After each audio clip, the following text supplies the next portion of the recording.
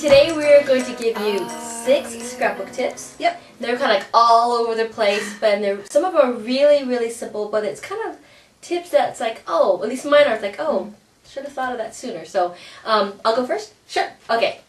Okay, my first tip is very simple. I kind of have a love-hate relationship with rub-ons. I love the way that they work, but sometimes storing them can be a hassle. Have you ever had that problem? Yes. When it gets to wherever you don't want it to be? And in any case, now this is what I do, and I've been doing this for about a year now. As soon as you take your rub-ons out of your package, this is what I do. As soon as I take it out, before I do any rubbing on at all, I'll just punch a corner in the hole, punch a hole in the corner, grab a mini, leave that in there.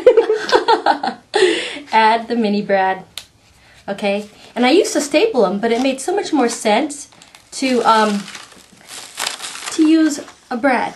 So, right. So it's always attached, and I can always get to even the one in the far corner. So, oh, yeah. Okay, and I like to keep it that way. But what I really love to do is when I get them they come packaged, in plastic package, I actually keep that backing on it. So now it really, I can store it. I can clip it like I do here, see? See, I just clip it, and now I can just hang them from my wall. Oh, nice. So I can always know what rub-ons I have left, and it's always protected, okay? So that's my tip. First tip is punch a hole, add a brad to all your rub-ons before you get started, and they will always stay intact, okay? That's the first one. The next one is, again, another kind of tip that's about packaging, but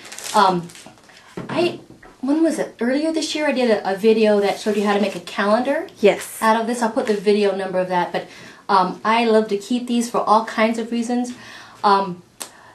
Jumping to another subject is if you have a slice, they have these little cartridges. If you have a slice, you know what I mean. They have these little cartridges, and I used to keep them in a Ziploc bag, and I'd always be digging, oh, I gotta get that cartridge out.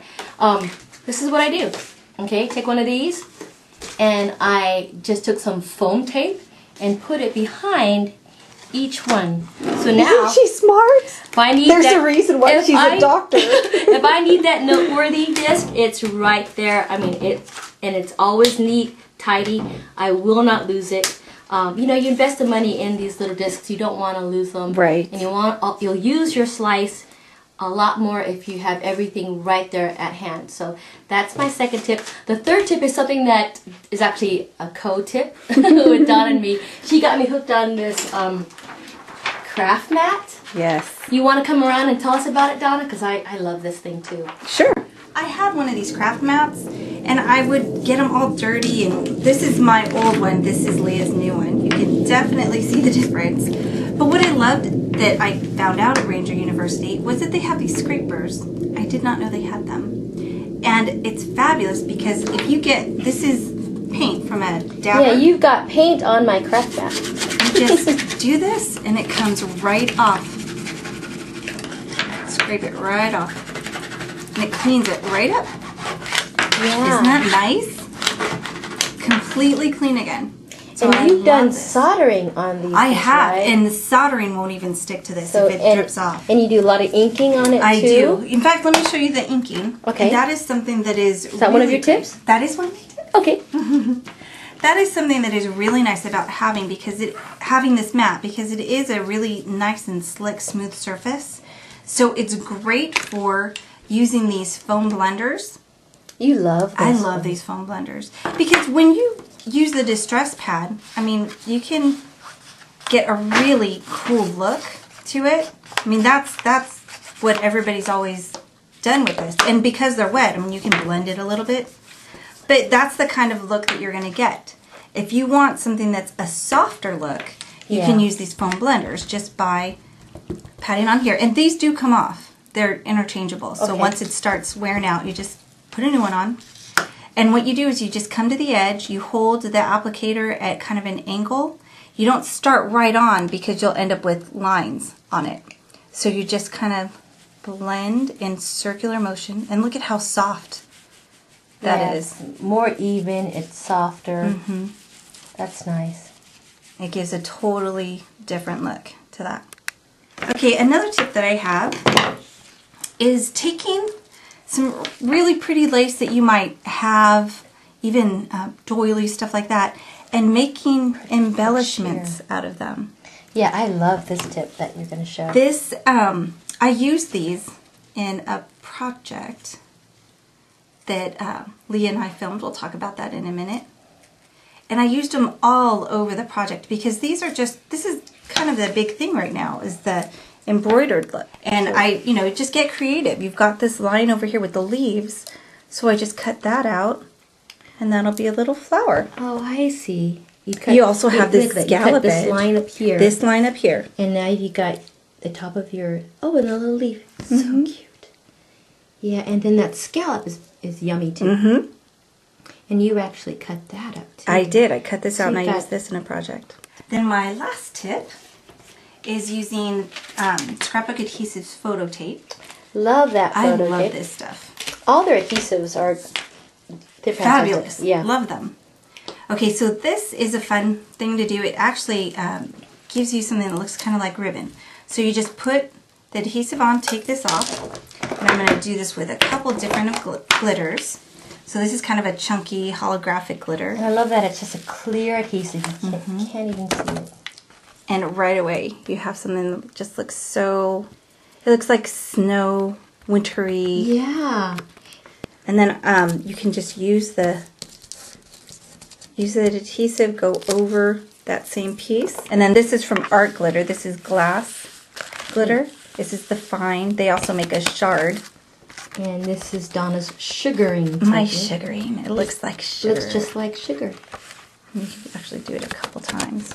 But isn't that fun? Yeah. This is a technique that I taught on a video class that Leah and I have filmed. And this is something brand new that we're doing. You will be able to purchase the video class that will give you the project sheets like we've done in the past, except they're extremely detailed. We're talking probably 40 pictures or more in my instructions. Plus you get the video, so you get both. And this is the project that I made. It's a gated album made with my winter wishes. And the class is just the class. It does not come with product. You can purchase a product on your own or use a different product other than what is shown here. Just use the techniques. And at times we might actually have kits left over. Yes, we may have kits. This is a live class that I am teaching. Some of the product you can even buy from Pinecone Press. As opposed to not live? Kidding. Yeah. It's not a class where I'm teaching while I'm dead. Okay, so this is the album. It is gated, so it opens out this way. Then you have this. There's a lot of interactive stuff in here. I love the landscape page like that. That's cool. Then you got these two. These come out. Yeah, there's a lot of interactive elements. This comes out. And these come out. Yep. So there's a lot of interactive pieces on this project. And I would love for you to take the class, if you could. And now, a word from Leah. Okay, my first video class that I'm going to do are these paper wreaths. So I love making these for different holidays. And in the class video, I'm going to show you how to make the Christmas wreath, but also describe to you and give you instructions for how to make all three. And it's just really fun, so check it out. We're so glad that you joined us, and we're going to give away a prize. A very cool prize. A very fun prize. There are a lot of kind of ephemera, kind of unusual embellishments that go with my project. Yes. So we are going to give away a little bag that's going to have some Avery tags, some of the photo corners that are used, the craft colored, my favorite. That lovely lace that you can cut stuff out of. Some more cotton ivory lace that was used. This is beautiful lace. This is one of my favorites. I love this. And I love what you do with this in the project. You have to watch to see. And then also a bag of 20 of my paper flowers. Yeah. You got 10, and these are new. These are smaller and a little bit more manageable than the big gigantic ones. So you have the little teeny tiny ones, and then you've got the medium size, and there are 10 of each. So there's 20 in here. And I actually sell this on my website for $5. Right, So this is by vintage book paper, right? This is a vintage book paper. Very good. So leave a comment, and you will win your bag of goodies. Thanks so much for watching. Bye. Bye.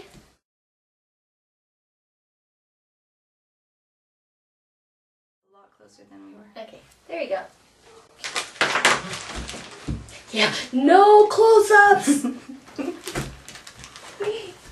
See all our zits and everything. I know, it's your zits and everything else. Wrinkles. We got wrinkles. We're not spring chickens anymore, so. Spring chickens. Spring chicken eggs. We're so glad that you joined us. What is that? I was thinking the same thing. Like, Start.